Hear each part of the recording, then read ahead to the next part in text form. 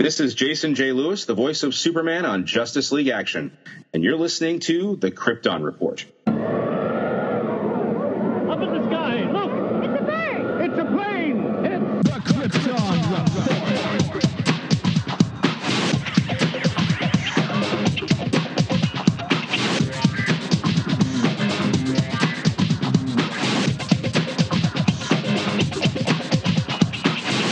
Welcome to the Krypton Report podcast, presented by the Southgate Media Group.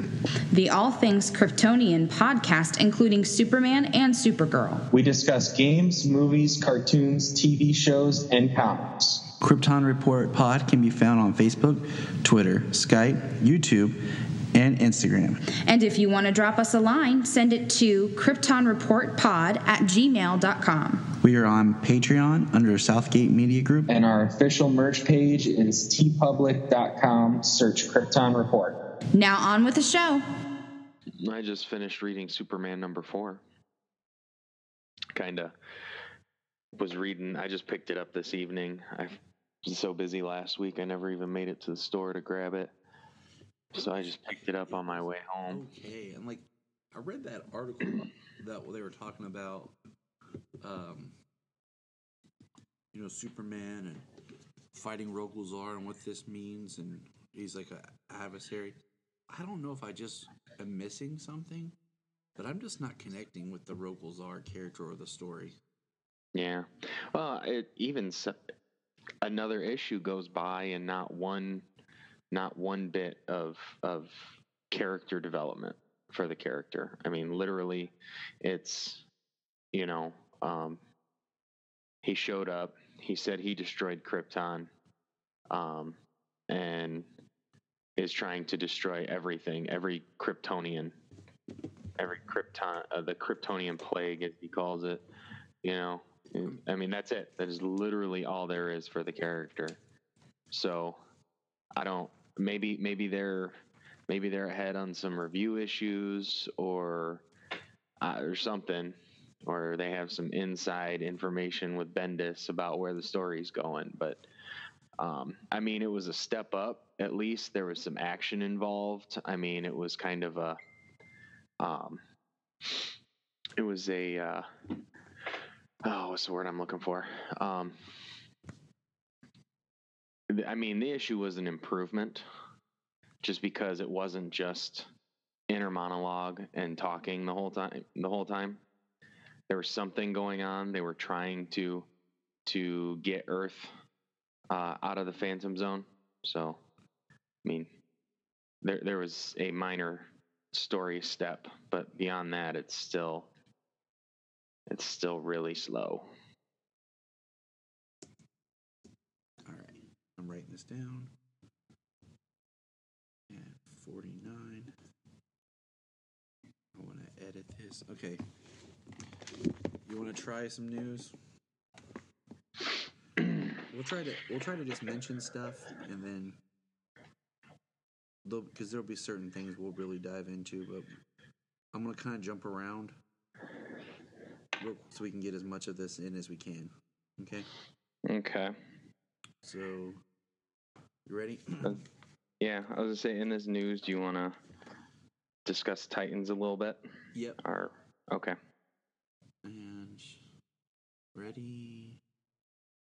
Okay, so this is a special news update. It's been about 2 weeks since New York Comic Con. James and I have been extremely busy, and we have just so much to talk about. And I'm going to be quick, and we're going to talk about it as fast as we can, but you know what? It's all good. We learned that, starting out, David Ayer made a tweet that he apologized for Joker's damaged tattoo from Suicide Squad. He said he went one step too far. And you know what? I agree. The tattoos were a little much.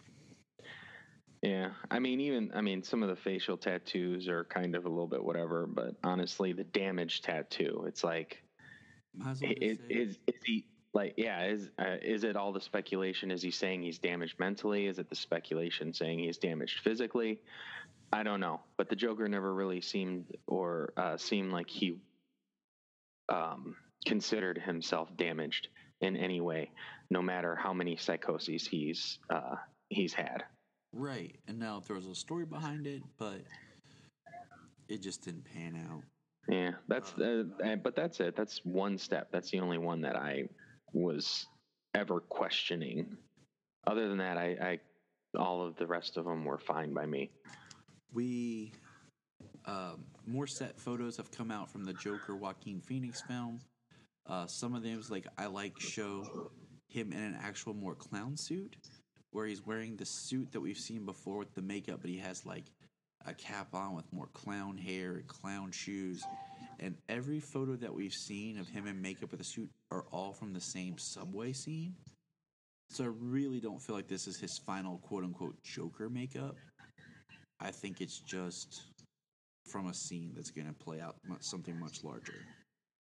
Mm-hmm. And then just some different signs, people down with Wayne, that kind of stuff. Yes. We have a date for the Birds of Prey movie. February 7th, 2020 is supposed to be the release date for Birds of Prey. We have cast our Huntress, Mary Elizabeth Winstead. Our Black Canary, I cannot pronounce her name. I'm not going to try it because I don't feel like butchering. She looks like I have not seen any of her work, but I have confidence in the casting. And then we have Rosie Perez has been cast as Renee Montoya, which is interesting because that means Montoya is a little older than we're used to seeing. There's still been no confirmation on Batgirl or Oracle, which I think if they didn't add that, you're really missing what makes the Birds of Prey the Birds of Prey. Journey Smollett Bell. There, James did it. And I knew it and I heard it. I just couldn't remember it offhand. I had to look it up real fast. So cool. Like I'm at the point now with DC films. Until I get behind the scenes photos that they're filming, I'm just whatever. Yeah, until production officially begins. It's exciting to hear about it. Hopefully everything comes to fruition, and I'll believe it that something's happening when cameras are rolling at this point, I guess. Yeah, because I mean, first of all, we got not only New York Comic-Con news, but just the news in general. There was a statement that was released that Affleck says, he's back in shape and he's found a new love on doing Batman at least one more time, and that's great. Like, he's being more confident, but then we get things coming out of Warner Brothers that they're basically done with Affleck as Batman and Cavill as Superman, that they want to move on from them, which I don't know what that means, where that goes. Because we have Aquaman coming up, we have Wonder Woman 2, and then The Flash's production date has been pushed back to now we have a release date of 2021 because of conflict with Ezra Miller being part of the Fantastic Beasts, and they want to start shooting the third Fantastic Beasts film earlier than The Flash could be ready to go. So I'm just, like I said, with DC films, I'm at the point we're just trying to stay stuff, grouping news together here. James Gunn, Guardians of the Galaxy, James Gunn, Warner Brothers has picked him to rewrite or write the Suicide Squad 2 script, which is a big, wow, because one, there was a script that was written by Todd Stashwick and Gavin O'Connor, who was tapped to direct, that was turned in, and that I guess now is being scrapped for whatever. Yeah, the supposed news is that it was too close, almost identical to the story that they have going for the Birds of Prey. So they decided to go with Birds of Prey since it's farther along, and basically that was it. Gavin O'Connor left the project, it seems, is what they've said as well. And I think it's kind of smart for Warner Brothers to pick up Gunn but I don't know if this was the best use of Gunn. I don't know. I mean, I've seen some of his stuff, and I mean, I know he definitely has a gritty edge that would work well in the DC universe. And his humor and stuff. I mean, hopefully, if they allow him to be dark, I have no reservations that Disney and Marvel didn't rein him back a little bit just for that nature. I mean, have you seen some of those movies? Yeah, exactly. And he wrote Dawn of the Dead, the Zack Snyder remake. I mean, I have no doubt that, you know, they had that much of a rein on him, even though they kind of let him go more with Guardians of the Galaxy 2 because of his success with Guardians of the Galaxy 1. But I still think that they're like, you know, you do have to pull that back, but you can do more of what you want to do. So, I don't know. It's just kind of wait and see what happens at this point. That's all we can do. And then Aquaman got a new poster, which is just basically his arm coming out of the ocean holding the trident. And then we got an extended movie preview trailer of Aquaman. And it amazing. Was awesome. Amazing. Highlights. I will say highlights of this trailer were seeing him like the shot of him in the costume, and then really seeing the Black Manta suit. Yeah. Andy over on the Holy Batcast said that the footage, the extended footage that they showed at Comic-Con, for Comic-Con people only, was exactly that. Oh, I see. So, yeah, so they gave us exactly what they saw. Exactly, yeah. I figured it was just based because I listened to enough people who were there talk about what was shown at Comic-Con, and based on what they've said, and then watching that footage, I was like, okay, it makes sense. So I mean, I'm pumped for Aquaman. I don't think I could be even more excited than I am for it. I really like Momoa. I like the casting of him. It's something different. I mean, people are going to complain about everything, but just trying to diversify comics and what we see on screen, I think Jason Momoa and moving him as Aquaman is a perfect choice with just his background of being, you know, biracial and, you know, being born in Hawaii and then growing up like in Illinois or whatever, and then moving back out west. It just kind of adds to the, you know, the story of Arthur being of two worlds, and it's just it's really inspired casting, I think. Yeah, you know, people are, like you said, people are going to complain about everything. I mean, people are already complaining about the why didn't we just pee on it line, or I could have just peed on it. Like, it was there, you know. I'm sure, like, in the context of the full scene, you know, that it's going to break the tension. Yeah. It's going to be a pretty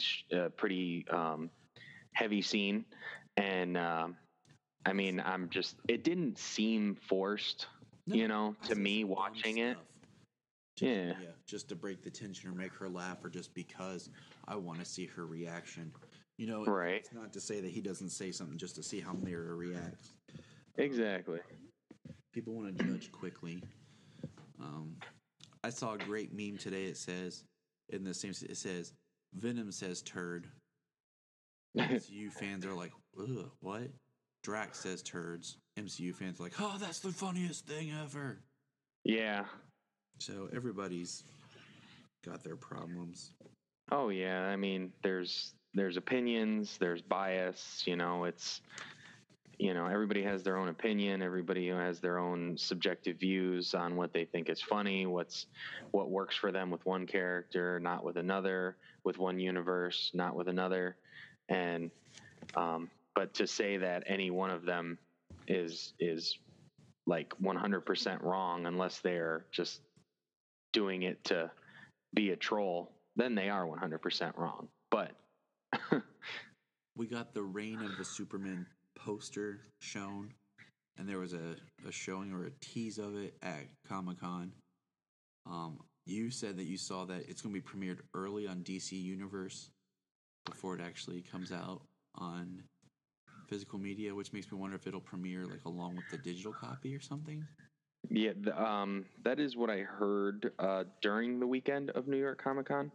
I haven't seen it since, so I need to look at it. I need to try and find it. But yeah, I did hear that DC Universe is going to be able to see the premiere of Reign of Superman, whether it's the drop of the digital copy before it's released on home video or what. I'm not positive. It could be really cool if I they hope made that's like true. an event thing. Like they would premiere it on DC Universe, but it only be like available for like shown like for like a 3-hour time span or something. Mm. So like you had to watch it when they showed it. And then it was like you have to wait till it comes out to buy or something. Well, when DC Universe came out, it had Death of Superman on it, and it literally came out, I don't know, what, a month before DC Universe? Yeah, about 2 months, yeah. Yeah, so, I mean, it's not like they're going to shy away from the fact that, hey, we have this new animated movie. They definitely need to. I like, what we talked about before, Zach Moore's comment from Always Hold On to Smallville about, the doing an extended director's cut of Suicide Squad, because David Ayers said that there was a lot of stuff that he shot and scenes that they edited differently that killed character development. Why not have that edited and then just release it on DC Universe? Mm-hmm. Same thing with like the quote-unquote Snyder version of Justice League, so that you're not worried about having to produce physical media. Just release it through DC or allow DC to do it or whatever, Yeah, that would, that would definitely be a good way to gauge some interest in it. But yeah, a lot less production cost when it comes to distribution. Let's see, Batman: Mask of the Phantasm and Superman the movie will both be back in theaters for one night only in November, so check Fandango for tickets, locations, and everything. That could be really fun. Sometimes Fandango screening, or it's a Fathom event through Fandango is where you can get your tickets. And the Fathom events can be really cool, but sometimes their quality can be off because it's like a live stream. The theater itself doesn't usually have the film that you're watching. It's like streamed type thing, so it can be off sometimes. In comics news, real quick, Batman Damned issue 1 will not be reprinted as of right now because of the controversial Battlewang. Oh my God, yeah, and a great story, really well written. Just spectacular artwork, and the only thing people can talk about is a damn picture of a dude's penis. Like nobody, like every single guy who looks down sees one. You know what I mean? Watched Watchmen or read Watchmen? I mean, yeah. How many women have kids? They've seen a penis. Yes. Like, come on. It was absurd. It was just one of those like, okay, that's there, that's weird, whatever.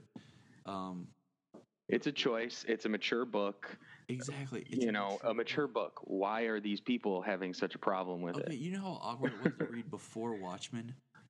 And, like, Darwin Cook has, like, the most, I don't want to say family-friendly art style, but one of, like, the before Watchmen books, and there's a boob in that art style. And it's just, there's boobs and a penis in the, Silk Spectre before Watchmen book, and it's just like, oh, it's a mature book. Okay, moving on. Phil and I reviewed it and talked about it. It's like big deal. Right. Exactly. We're going to be getting a Flash Year 1. It's supposed to be confirmed canon. That's going to be kind of along the lines of Batman Year 1, which is cool. But I kept wondering, whatever happened to the Flash Earth 1 story we were supposed to get? Like, I feel like we've lost those Earth 1 books. Like, Wonder Woman Earth Volume 2 just came out. Mm-hmm. But those books, Green Lantern earlier this year. yeah. But the Wonder Woman books, I feel it was like 5 years ago. Grant Morrison was talking about this book called The Trial of Diana Prince, and it just ended up being the Wonder Woman Earth 1. So I don't really feel like it was in the Earth 1 spirit as much as, say, Batman and Superman's were, and even Green Lanterns, But we were supposed to get a Flash and the Teen Titans. That one was different. If you really want a different interpretation of the Teen Titans, check out the Earth 1 book. So I just kind of wonder what happened to that. Like, it just kind of, I feel like, got dropped. We got some more information about the 3 Jokers. Main characters of the story are going to be Batman, Batgirl, and Red Hood. And the Jokers are the original Joker, 60s era Joker, and the Killing Joke Joker. So whatever that really means. But yeah, they said they're gonna focus on a lot of the with it being Jason Todd and Batgirl, they're gonna focus on those events too. Newer recreation drawing of Jason being beaten with a crowbar in a newer updated art style. So yeah, I'm looking forward to that book. I am too, and my biggest thing is the Black Label books were supposed to be like their own self-contained stories, but the 3 Jokers was teased in Darkseid War, which was right before Rebirth, and that's nothing's been done with that, and here we are finally getting this 3 Jokers thing. Yeah, tie back to what Batman saw in the Darkseid War. Well, I last thing I heard, it's supposed to be canon, but they are using the Black Label to make it a mature book, especially with the content of the Killing Joke and the death of Red Hood. I think being able to use that I guess being able to use that quote unquote mature level book, but it didn't work for Batman Damn, so who knows? But hopefully. And then hopefully. One more thing with comics I want to state is Tom King has stated that the deaths that happen in Heroes in Crisis are permanent deaths, and they are part of like the canon. So if you're reading that book, which I'm now going to read because I was intrigued by it, and now I'm a little bit more intrigued by it, we'll see where that goes.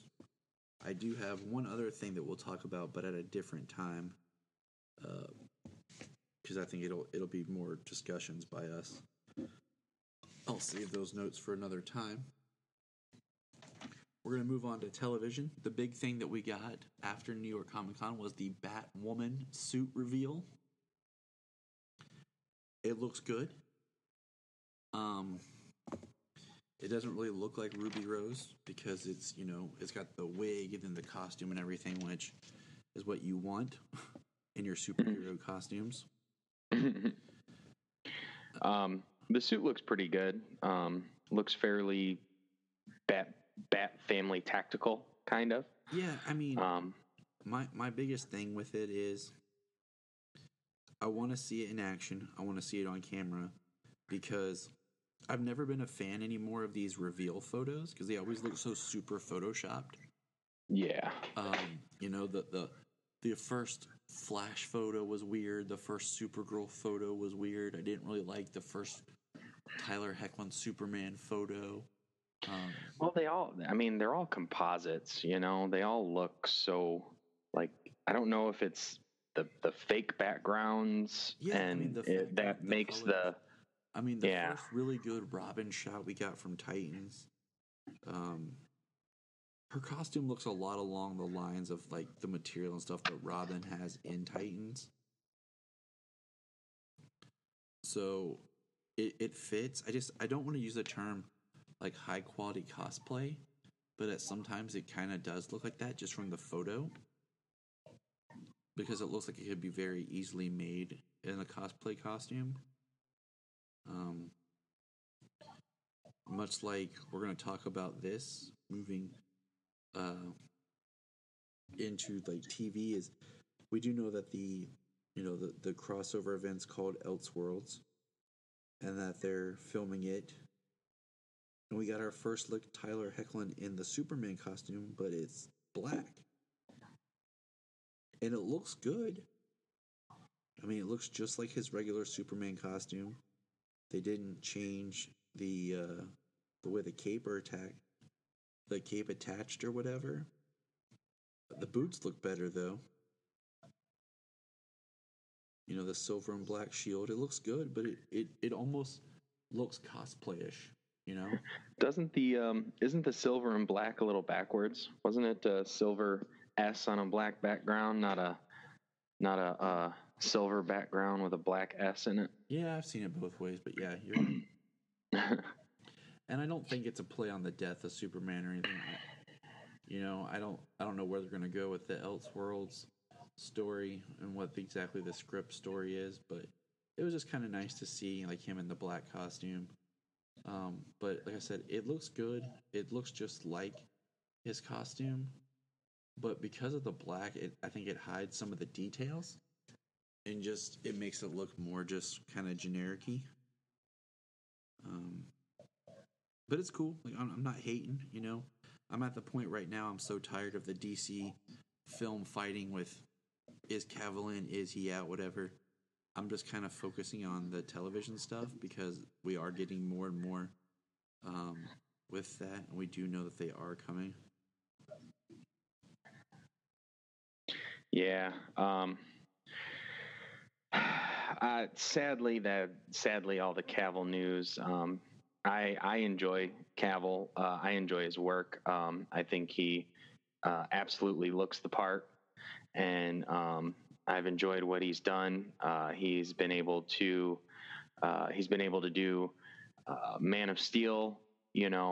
Not knowing who he is or where he comes from, trying to discover himself, to Batman versus Superman, being the hero who saves everybody he can.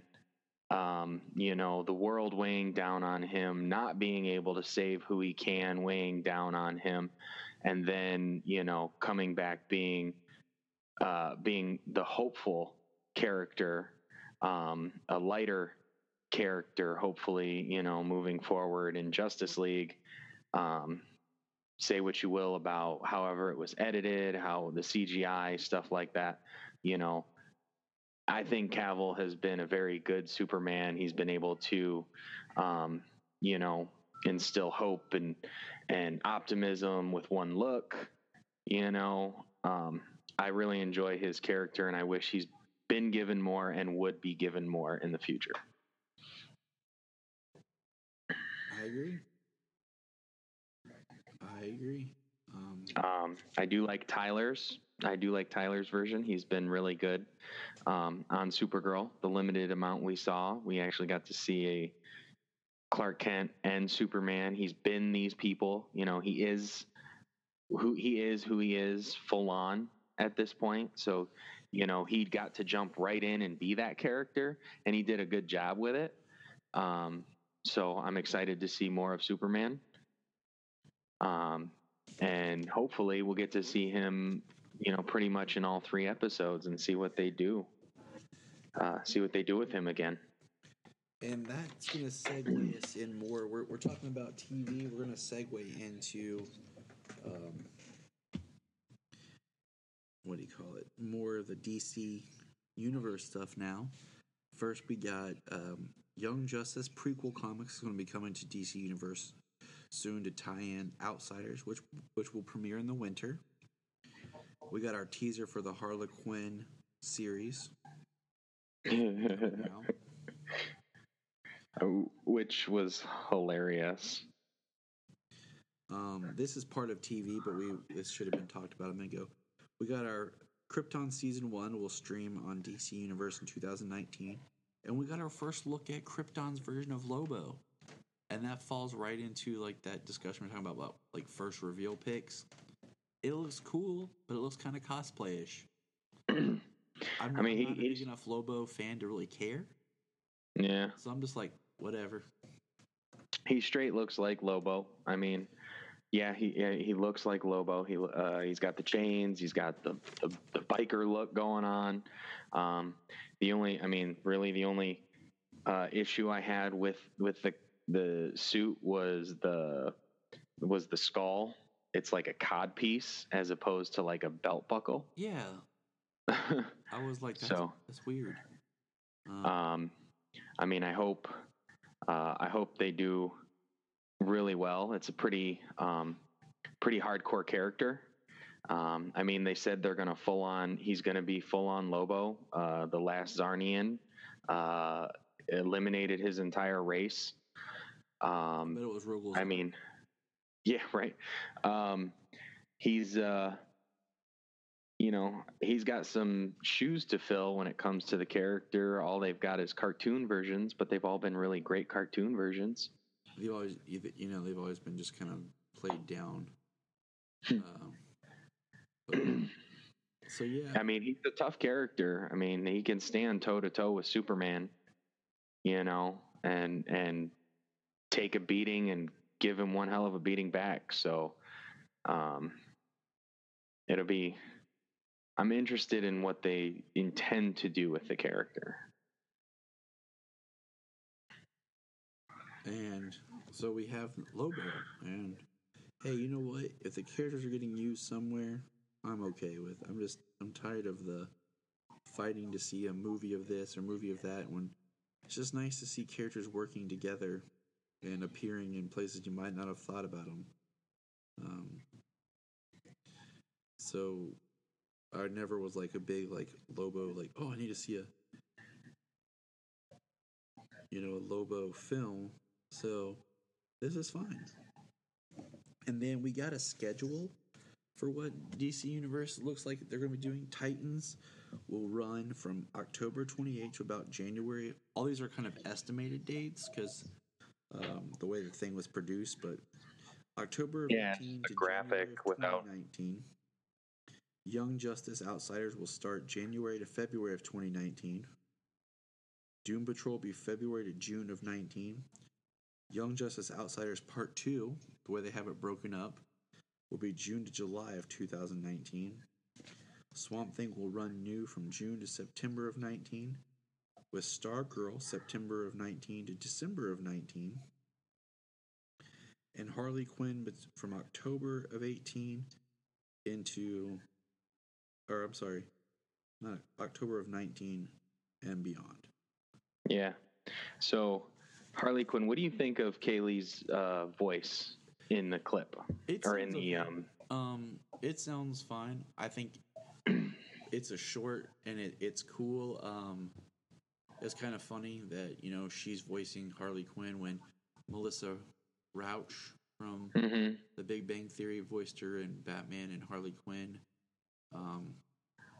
I think it sounds good. It's kind of you want to find this happy medium of what everyone thinks of Harley, but also in the same veins of what Margot Robbie did.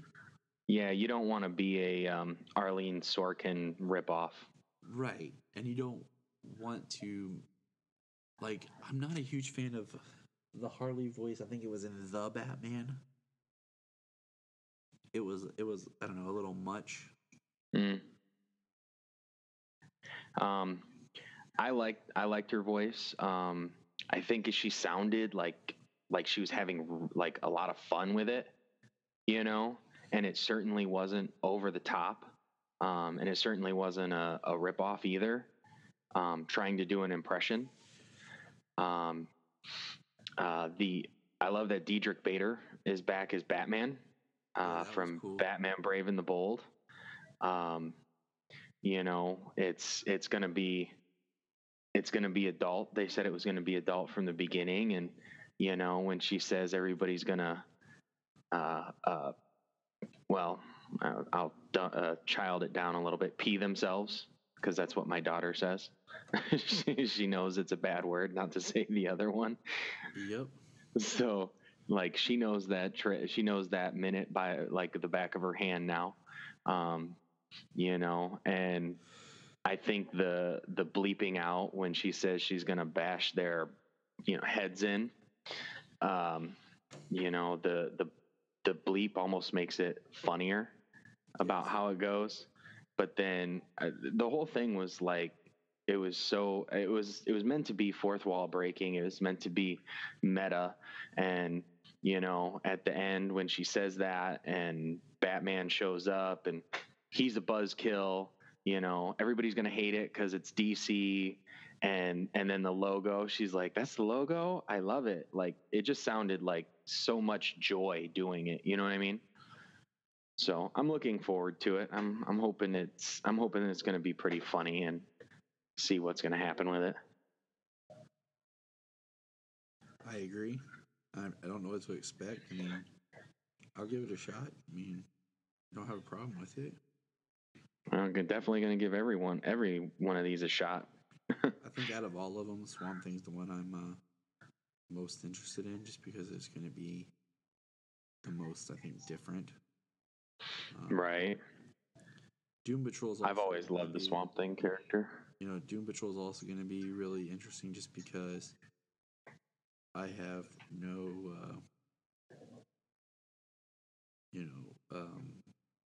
hat in the ring for it. You know. Right. No expectations, no history with the characters. So yeah, I'm looking forward to it. I mean, they've got Matt Bomer involved. They've got Brendan Fraser involved. They got Timothy Dalton involved. Exactly. Is an all-star cast lined up. Mm-hmm.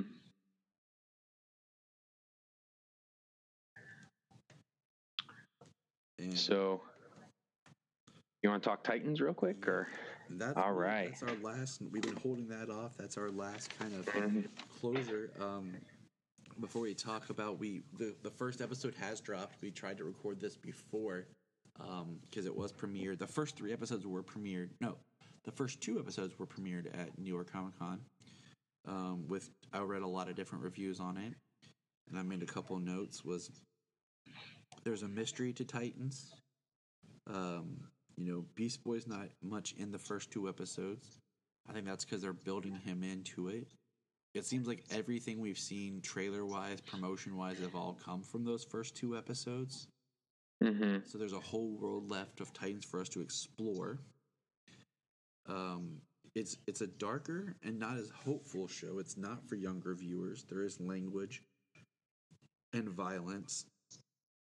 And one thing, there's an angle that they never talked about until this, was the fact that Starfire doesn't have her memories right now. She has amnesia of some sorts.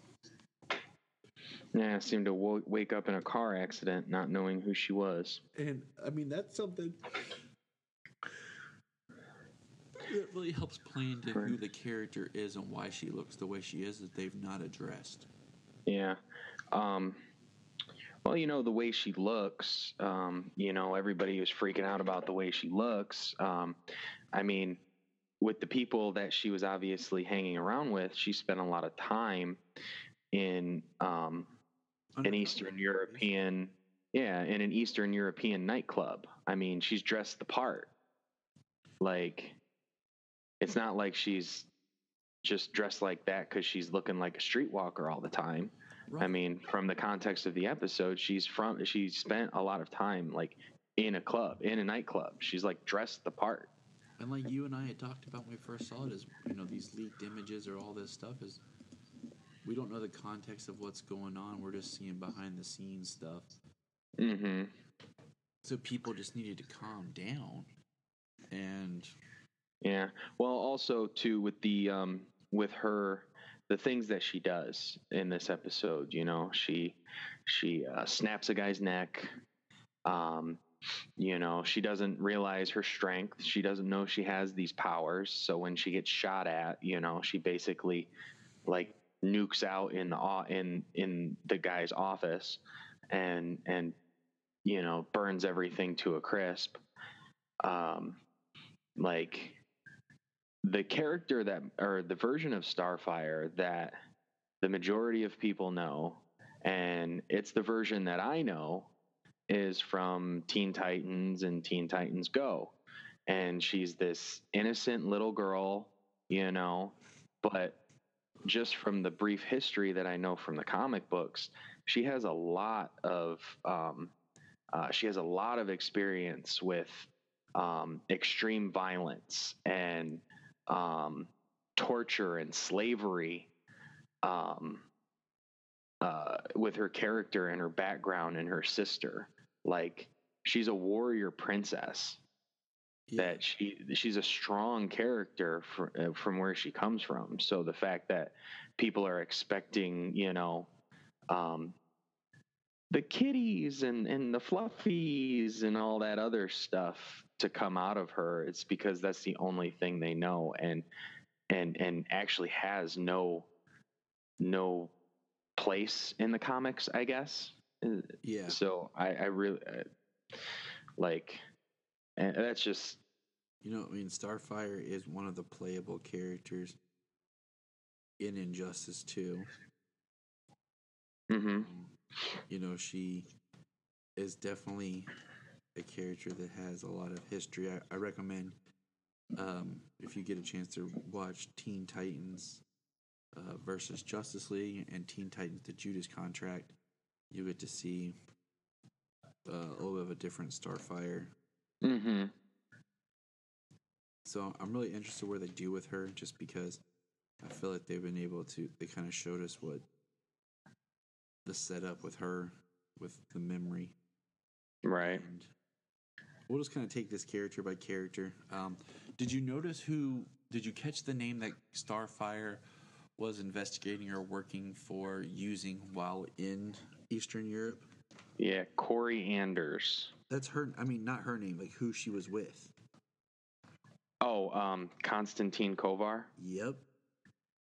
Which I thought was a really kind of cool, like you could have missed if you weren't listening. Little callback to a character that we just saw, in season 5 of Arrow, that people are gonna be really familiar with. Mm-hmm. So I thought that was kind of neat.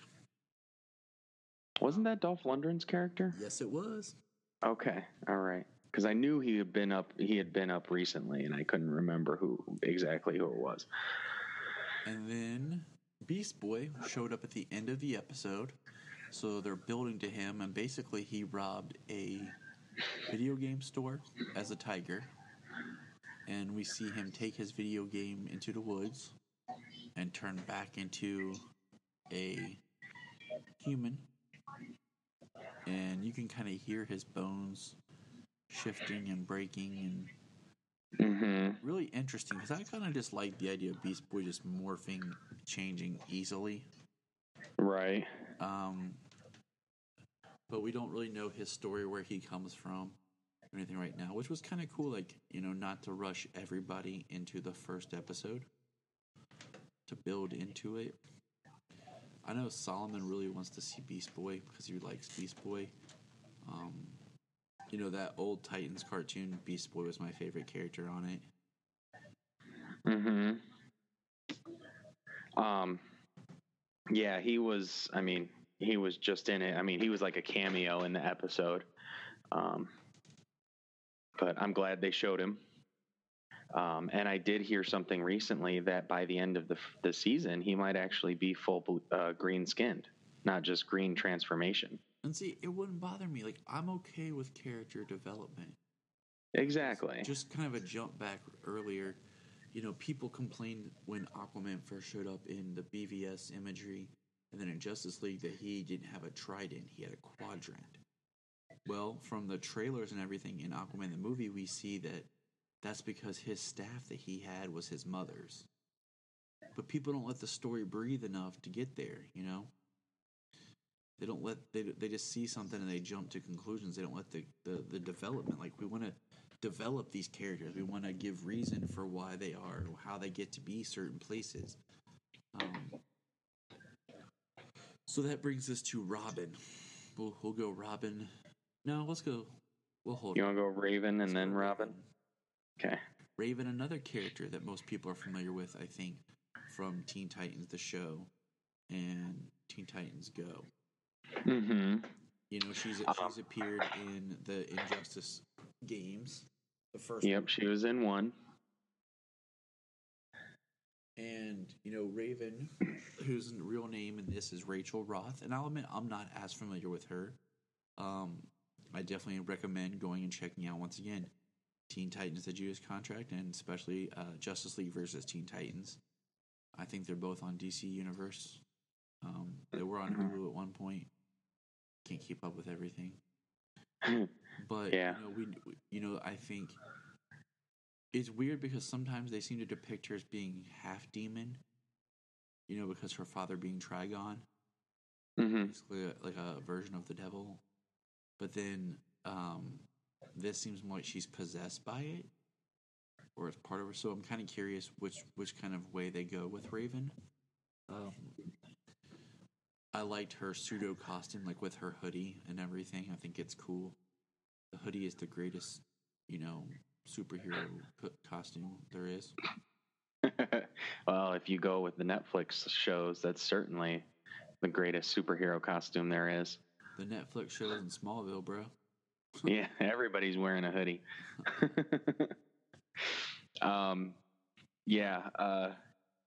I liked her. She's really troubled. She doesn't know like what she's got inside of her. I do like her. I don't know, her soul self. Yeah, perhaps. Is what it was coming out of her. Her seeing it in the reflections. That was really cool. I like the reflections and things like that. That was really good. I like where she's coming from, being troubled because she doesn't know where who she is or what she's got inside of her. And that takes away some of like the history of the character, like the Azeroth and things that we've seen in other mediums. Mm-hmm.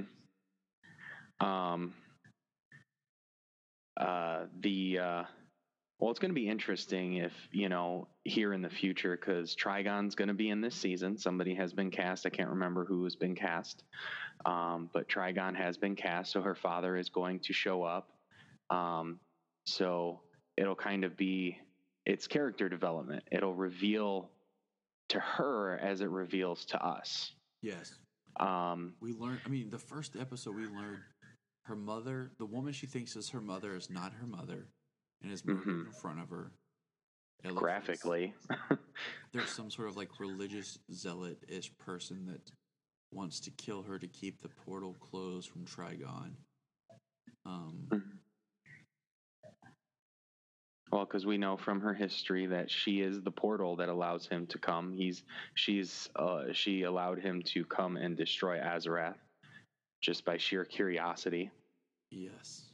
So it's kind of like where, and so that's in the beginning of the, the early part of this setup, and then that course takes her running.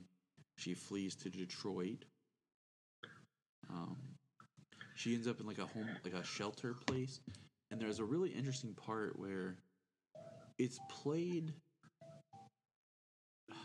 It could be interpreted that the character was telling the truth or she was lying, but basically, was her soul self like more paranoid, or was she really trying to warn her? Yeah, because basically you have this worker who tells, Raven, who's young, that she can take her to a special shelter place for girls and kids her age, and is taking her out. They're walking through an alley towards the back, and there's a car waiting.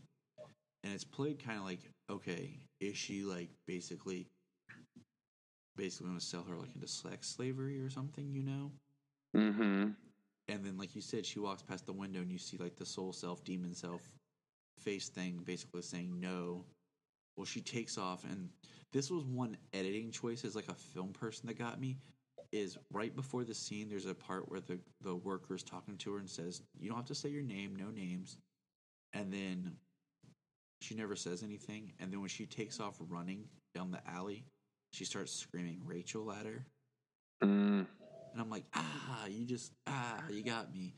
And then she throws a brick and hits a cop car, so she gets arrested, ends up at the police precinct, and Which I'd say is pretty smart, though.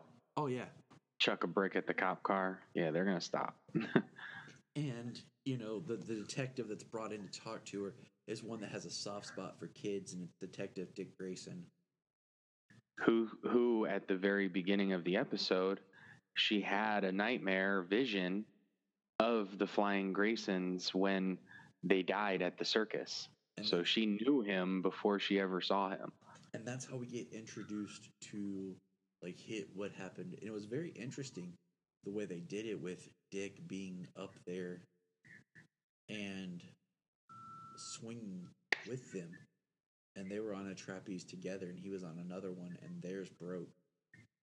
Yeah. My favorite version of the death of the Graysons has always been the way they did it in Batman the Animated Series. I think was just visually. Robin's Reckoning. Yes, visually powerful, which are two of my favorite episodes of that series, period. Mm-hmm. So Dick Grayson in this, I love him.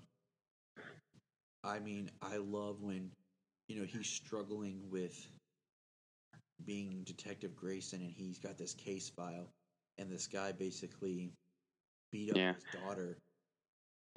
One last thing on Raven here before we jump over to Dick Grayson. She's an empath in this, very much so. She knows, I think that's part of, not the fact of just her soul self, warning her. I think that's part of why she was so distrusting of the woman.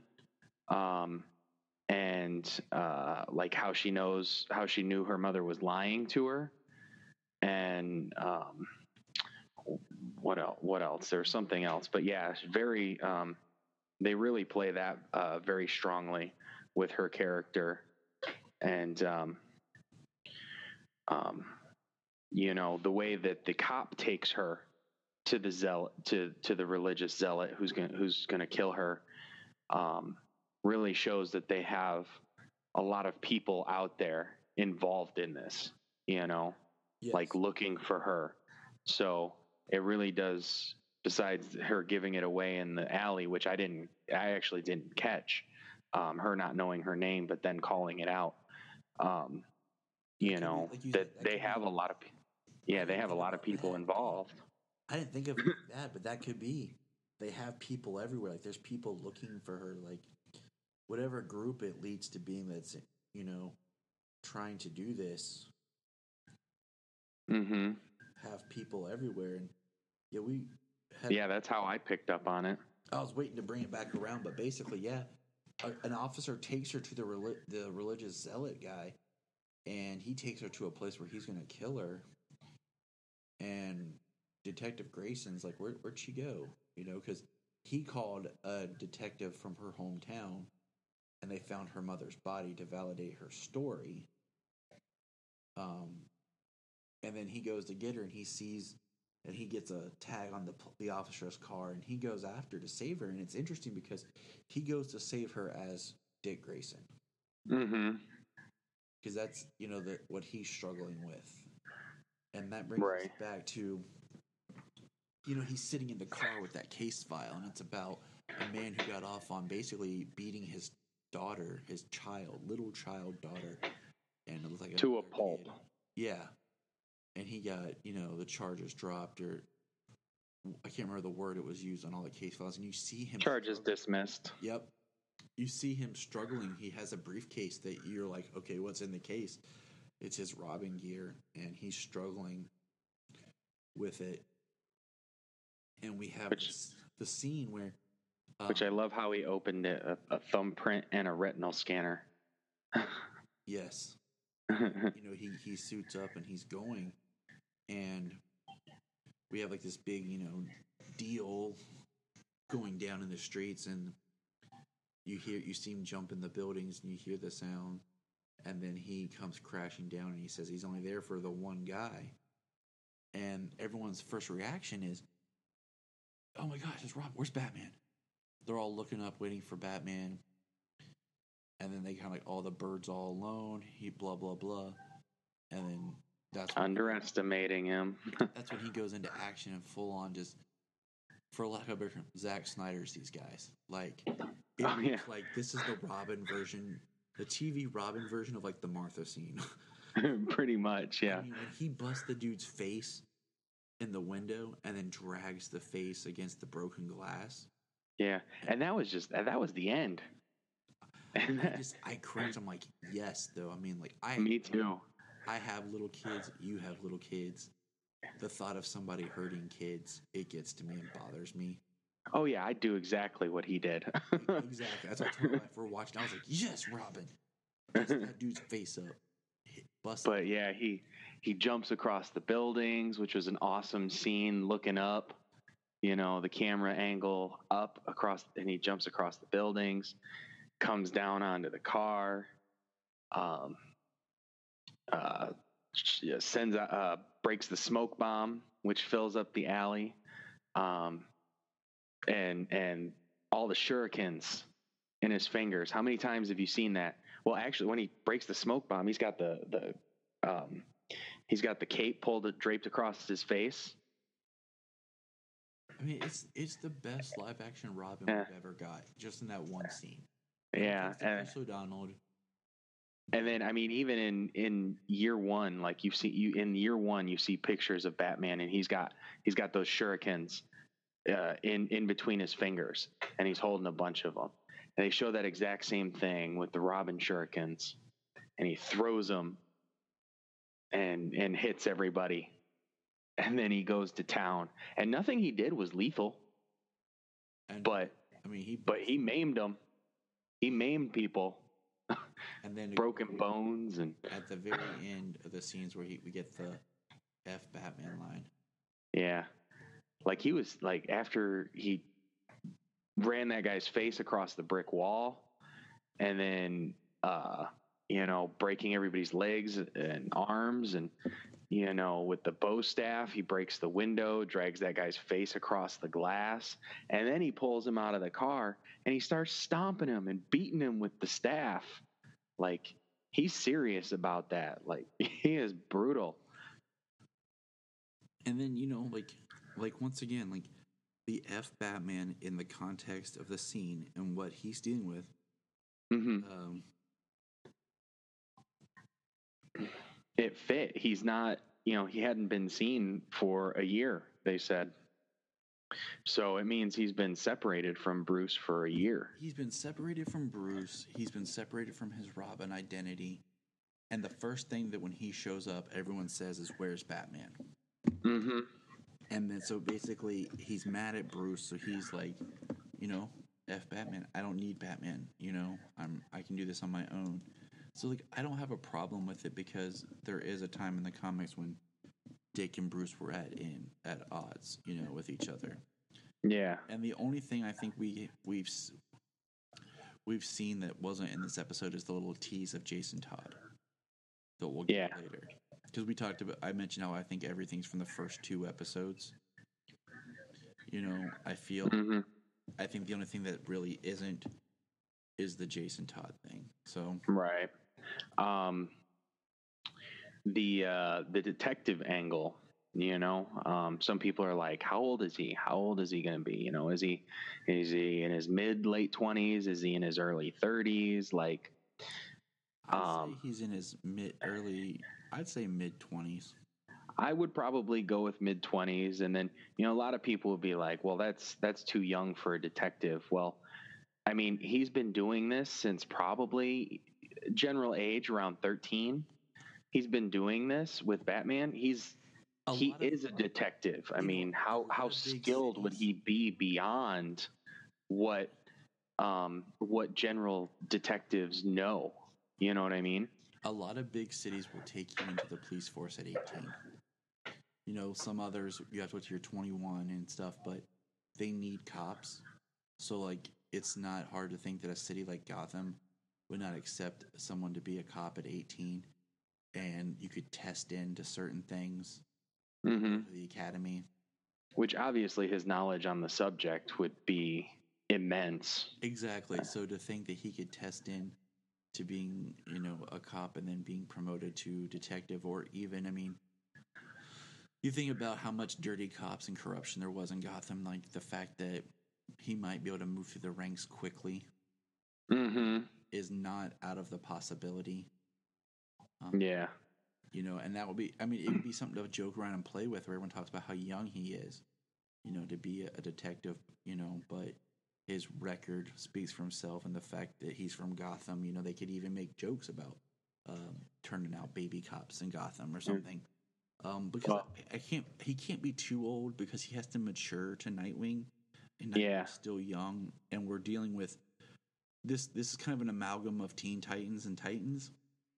You know, because Titans is usually depicted as like Robin as Nightwing, the kind of like the grown up version of Titans. Yeah, Titans is more like the earlier versions of the sidekicks who are now older, and then Teen Titans is the younger versions of these sidekicks who have come up recently in the more recent years. The current comics, the Titans are Nightwing, Arsenal, Flash, Wally West, Supergirl. No, not Supergirl. Wonder Girl, and Tempest, which was, you know, the first Aqualad, and then the Teen Titans is Aqualad, Cowder, Robin, Damian Wayne, you know, Kid Flash, other Wally, and I don't remember who else. So I mean, you have this. I think Beast Boy's he's in there somewhere. You know, it can be confusing, but I mean, so that this Titan show is kind of based on the famous characters that we know of when we think of the Teen Titans. Yeah. But, you know, it's kind of, it exists in that where they're more in the older version. And I don't think we're going to get, it would be cool to get like some of the other heroes. Like, I think we're going to get Wonder Girl eventually in this first season. So, what would, you know, you and I talked about, like, it'd be fun to kind of go back, because this show is produced by Greg Berlanti, who produces all the other DC shows except for Gotham. It'd be kind of fun to look at each one of the series as the pilot episode instead of comparing series, just looking at the pilots and comparing how well that pilot did.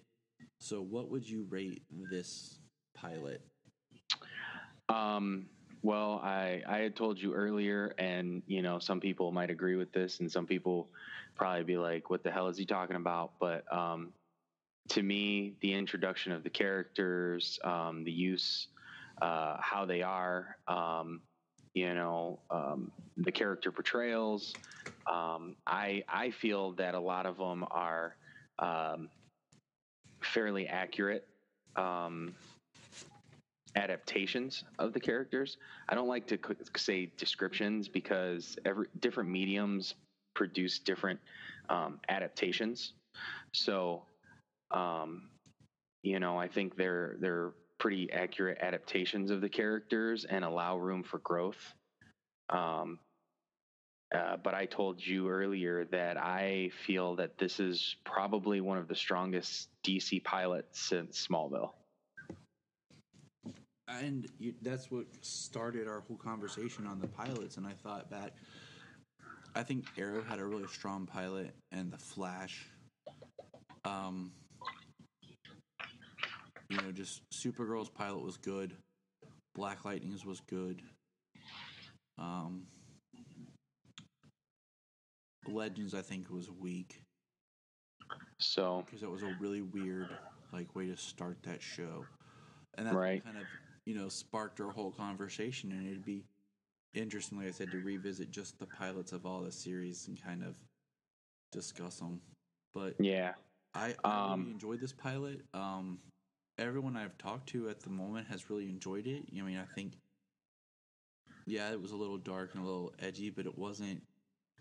If you're coming in just knowing these characters from Teen Titans, the cartoon, or Teen Titans Go, then yeah, I can see your shock value. But having just experienced the DC world and knowing these characters, there was nothing that really shocked me or took me out of it. No. Nothing shocked me about it either. Did you catch the lines, the scene with his Porsche, with the car? Is that your car? Yeah, it's a family heirloom from the circus, not the one you're thinking about. Yeah. I thought it was kind of, and the episode ends with Dick taking Rachel and driving off to someplace safe. So, strong, very strong. I like get up early on Friday and being like, Junia, let's get up early and watch Titans, and she'll be like, no. Right.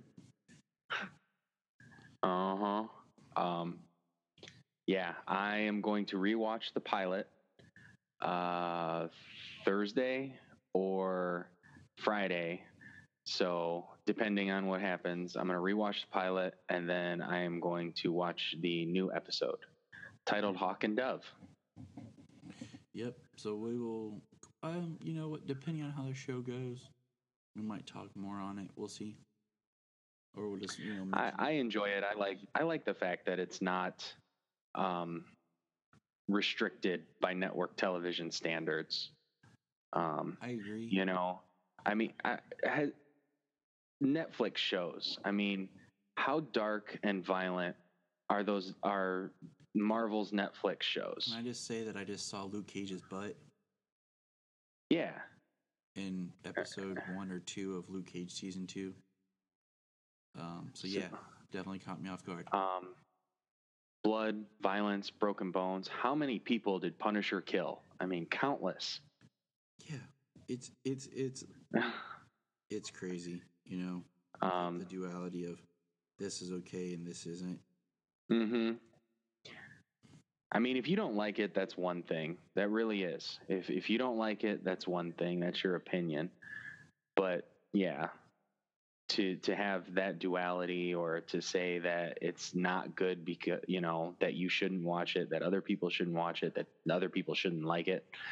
Yeah, just that's not how the world is. That's not how people are. If you don't like it because of the way it is, fine, but don't say that this isn't good because it's dark and there's this violence and there's this blood, but then turn around and praise like the Netflix shows because they are just as dark, just as violent and bloody, And even then, like those Netflix shows, they're all set in real world settings. Mm-hmm. Granted, this one does take us to real cities. Yeah, real cities. Michigan, Traverse City, Michigan, Detroit, Michigan. I forget the city in Ohio where Beast Boy was at. Then Vienna, Austria. Close that out. I was gonna close. Oh, my bad. With like Beast Boys hanging out in our hood. Yeah. But for the most part, these DC shows are in Central City, Star City, and not real locations, so it has a sense of detachment compared to everything taking place in New York City. Every Marvel Netflix show is in New York City, and yeah, that doesn't make me want to live there. Yeah. DC, they have all the fictional cities that these heroes are in and stuff like that. But for whatever reason, people like to act like the DC world is only made up of fictional cities. No, these fictional cities exist in the world that does have Detroit and New York and San Francisco, and all these other countries. They just exist within the world, as it is. So these places do exist. There was the Detroit Justice League at one point. Yep. So, isn't Detroit where Cyborg is from? I'm pretty sure. He is. So.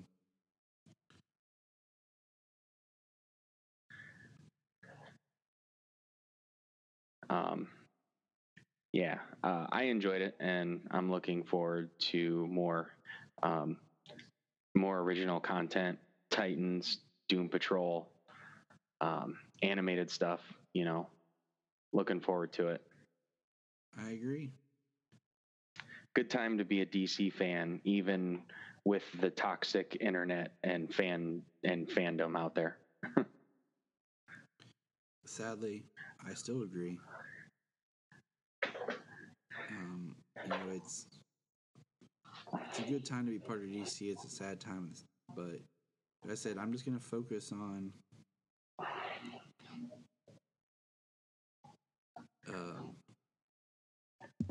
focusing on the positive of. So, all right. Yeah, enjoy the content you're getting. You know what I mean? Because you didn't get it before, and there's going to be a time when you're not going to be getting it again. Look up in the sky. Look up in the sky. Look up in the sky. You can find us on Instagram, Twitter, Facebook at Krypton Report. You can also email us at kryptonreportpod@gmail.com.